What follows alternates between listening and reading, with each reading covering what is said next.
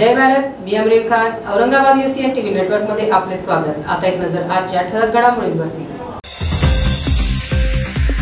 जागतिक पर्यावरण दिनानिमित्त विद्यापीठात राबविण्यात आली स्वच्छता मोहीम. राजस्थान राज्याचे राज्यपाल हरिभाऊ बागडे यांचा अभिष्टचिंतन सोहळा सत्कार समारंभ केंद्रीय रस्ते वाहतूक मंत्री नितीन गडकरींच्या उपस्थितीत थाटात संपन्न. स्वाभिमानी शेतकरी संघटनेचे तालुका अध्यक्ष यांच्या हत्येनंतर शिवसेना नेते अंबादास दानवे यांनी घेतली कुटुंबियांची सांत्वन पर भेट.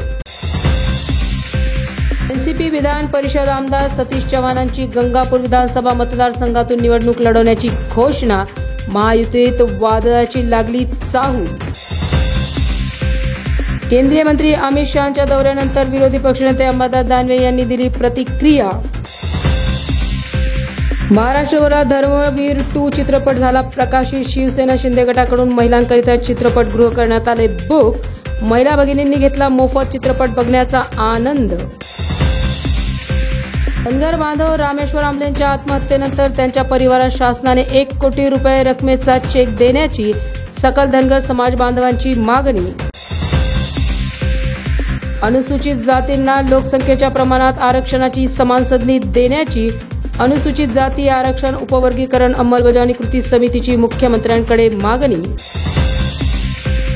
बौद्ध लेणी परिसरातील धार्मिक स्थळांना नोटीस बजावत. विजयादशमीच्या मुहूर्तावर पोलीस प्रशासनाकरवी दुखावले बौद्ध धर्मीयांचे मन. बनते संघप्रिय.